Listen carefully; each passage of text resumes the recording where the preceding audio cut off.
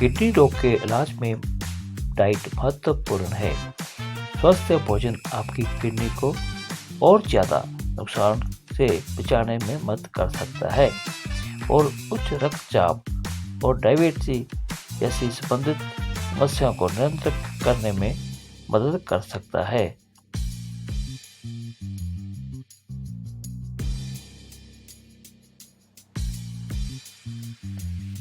Kidney को कैसे रखें सुरक्षित, इसके संबंध में होशियारपुर के लिवासा अस्पताल में हुई प्रेस वार्ता के दौरान क्या कहना है किडनी रोगों के माहिर डॉक्टर आकाश का। आपकी सेहत से जुड़ी सबसे अहम खबर देखें U4 न्यूज़ पंजाब पर।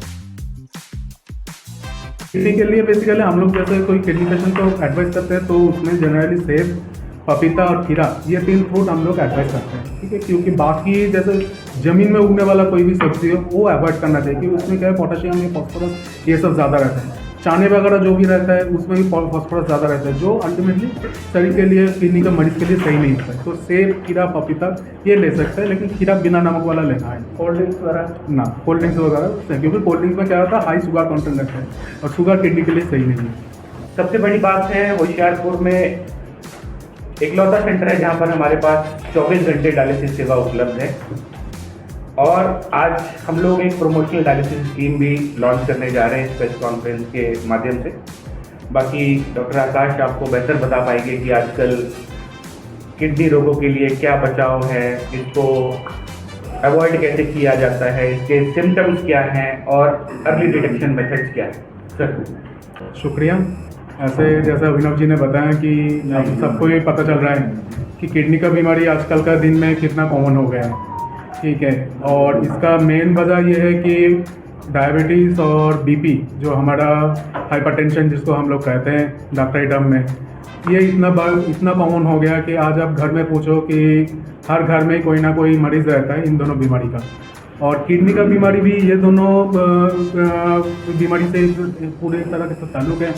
अगर आपका शुगर या बीपी अच्छे से कंट्रोल में नहीं रहता है वो किडनी को असर करता है, और सिर्फ किडनी को नहीं, आपका हार्ट को, दिल को, इवन आपका लीवर को, मतलब पूरा बॉडी सिस्टम को ही असर करता है। तो हमारे सिर्फ इंडिया में नहीं, अगर दुनिया भर भी देखें तो ये किडनी का बीमारी का सबसे कॉमन रीज़न है ये डायबिटीज़ और ये बीपी। उसके बाद क्या है कि तो अगर आपको किसी मरीज़ आपको का डायबिटीज़ या बीपी रहता है तो वो अच्छे से कंट्रोल में रखना पड़ेगा और उनको रेगुलर चेकअप में रहना पड़ेगा, क्योंकि मरीज़ का थोड़ा ये रहता है कि मेरा तो अभी शुगर कंट्रोल में रहता है, लेकिन वो उतना रेगुलर फॉलोअप में नहीं रहता है। अब शुगर ऐसा बीमारी है कि आपको पहले से पता नहीं चलेगा, मतलब एकदम निश्चित घातक आप कह सकते हैं। जब पता चलेगा तब कि आपका दिक्कत होना स्टार्ट हो, तब तक ऑलरेडी काफ़ी देर हो चुका है। तब आप ट्रीटमेंट स्टार्ट करोगे, शुगर आपका कंट्रोल आने में भी ये जो डैमेज हो जाता है, नुकसान हो जाता है, इसमें ज़्यादा सुधार नहीं हो सकती, क्योंकि ये तो डैमेज होता है ना, ये आपका परमानेंट डैमेज जैसा हो जाता है।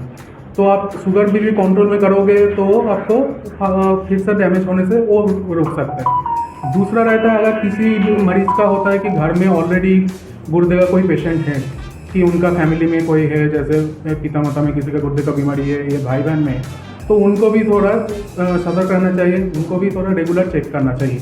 या फिर किसी का आ रहा है कि बहुत ज़्यादा वीकनेस लग रहा है, खून बन नहीं रहा है, थकानपन लग रहा है, भूख नहीं लग रहा है, कि खाने का मन नहीं हो रहा है, कि खाने के टाइम में ज़्यादा उल्टी होता है, तो इनको तब देखना चाहिए कि उनका किडनी सही है कि नहीं।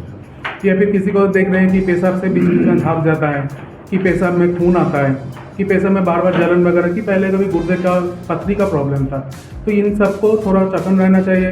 गुर्दे का जांच के लिए दो बहुत ही आसान टेस्ट है। एक तो जो हर लैब में होता है, कहाँ पर भी दुनिया में कोई भी कोने में जाओ ये टेस्ट होता है। जैसे एक है आपका ब्लड का यूरिया और क्रिएटिनिन का जांच, और एक करना चाहिए पेशाब में एक पेशाब का यूरिन एग्जामिनेशन, रूटीन एग्जामिनेशन। इसमें क्या होता है कि पेशाब से कोई प्रोटीन जा रहा है कि नहीं, या पेशाब में कोई खून का सेल वगैरह या भी इन्फेक्शन है कि वो पता चल जाता है। और एक जो रहता है स्पेशली जो शुगर बीपी जिन पेशेंट का रहता है, उन लोगों का क्या होता है कि पेशाब से प्रोटीन कितना जा रहा है, उसके लिए भी जांच होता है। तो ये जांच अगर आप रेगुलर जैसे हर 3 महीने की 6 महीने गैप में कराते रहते हो, तो आप एटलीस्ट ये रहोगे कि हाँ मेरा गुर्दे का बीमारी कुछ है कि नहीं। और अगर अर्ली स्टेज में, शुरुआत के स्टेज में ये पकड़ में आता है, तो दवाई देकर हम लोग उसको आप धीमे कर सकते हैं कि हाँ चलो कंट्रोल में रख सकते हैं, लेकिन बाद में जाकर अब ऑलरेडी काफ़ी डैमेज हो चुका है, तब जाकर ज़्यादा दवाई देकर उसको धीमे करने का ये उसको रुकने का चांस कम रहता है। डॉक्टर ये सीकेडी क्या चीज़ है?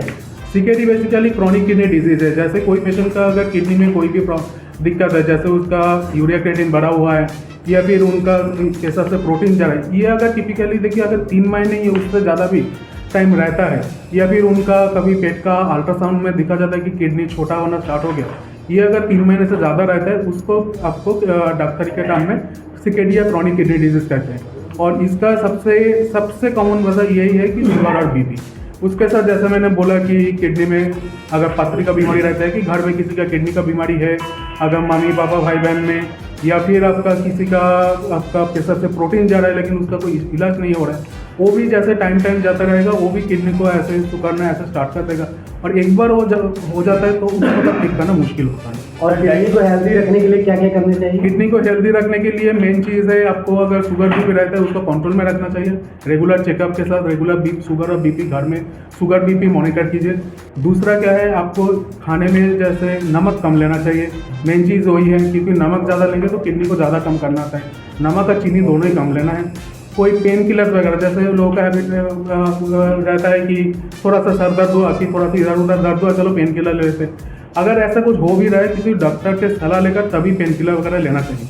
और स्पेशली में ये जो अभी जो यंग पॉपुलेशन है, बेसिकली जेन पॉपुलेशन है, उन लोगों के लिए क्योंकि आजकल के दिन में क्या है, मसल बिल्डिंग, बॉडी बिल्डिंग, ये बहुत इंपॉर्टेंट, सबका ये शौक बन गया कि ये करूँ।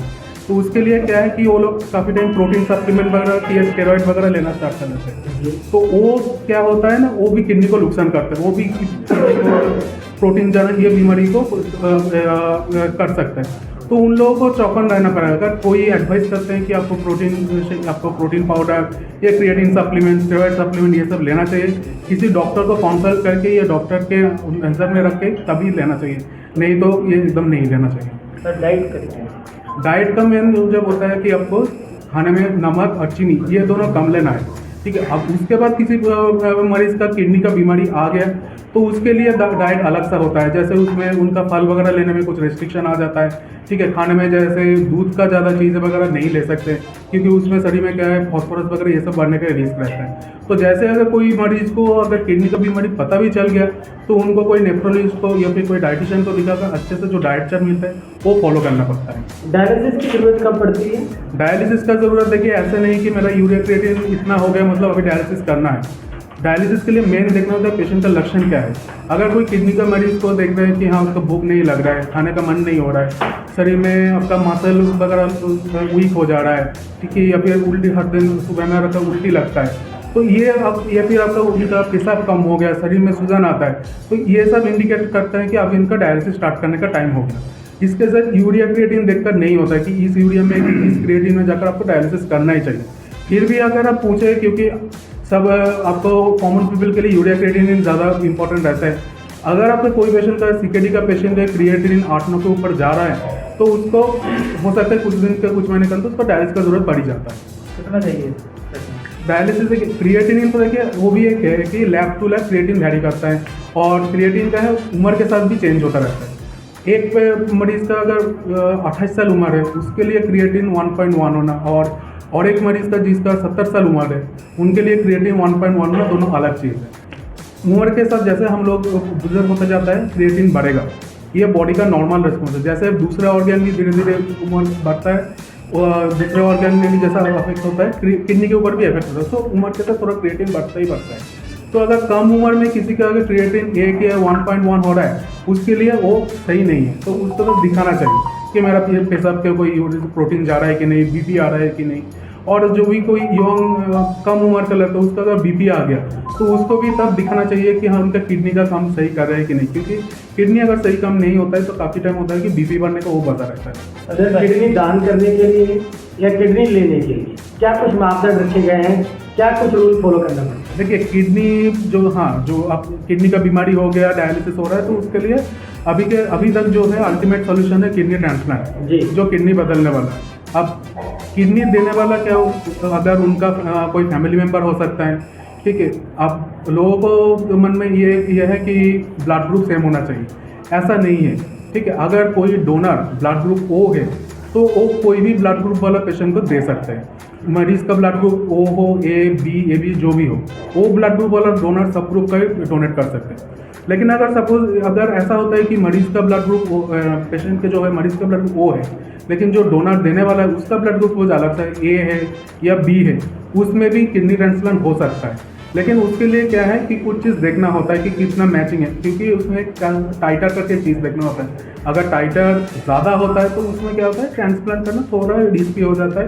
ऐसा नहीं कि नहीं हो सकता, लेकिन उसके लिए थोड़ा प्रोसेस थोड़ा लंबा होता है। तो और बाकी एक चीज़ मैं बोल दे रहा हूँ, किडनी ट्रांसप्लांट के लिए जो पॉजिटिव ब्लड ग्रुप के नेगेटिव ब्लड ग्रुप मायने नहीं रखता है। अगर डोनर का ब्लड ग्रुप पॉजिटिव है, फिर मरीज का ब्लड ग्रुप नेगेटिव है, उसमें भी ट्रांसप्लांट हो सकता है। सर फ्रूट्स कौन से अच्छे हैं इसके लिए? फ्रूट्स देखिए, किडनी के लिए बेसिकली हम लोग जैसे कोई किडनी पेशेंट को एडवाइस करते हैं तो उसमें जनरली सेब, पपीता और खीरा, ये 3 फ्रूट हम लोग एडवाइस करते हैं, ठीक है। क्योंकि बाकी जैसे ज़मीन में उगने वाला कोई भी सब्जी हो वो अवॉइड करना चाहिए, क्योंकि उसमें क्या है, पोटेशियम या फॉस्फोरस ये सब ज़्यादा रहता है। चाने वगैरह जो भी रहता है उसमें भी फॉस्फोरस ज़्यादा रहता है, जो अल्टीमेटली शरीर के लिए, किडनी का मरीज के लिए सही नहीं होता है। तो सेब, खीरा, पपीता ये ले सकते हैं, लेकिन खीरा बिना नमक वाला लेना है। कोल्ड ड्रिंक्स वगैरह ना, कोल्ड ड्रिंक्स वगैरह, क्योंकि कोल्ड ड्रिंक्स में क्या होता है, हाई शुगर कंटेंट रहता है और शुगर किडनी के लिए सही नहीं है।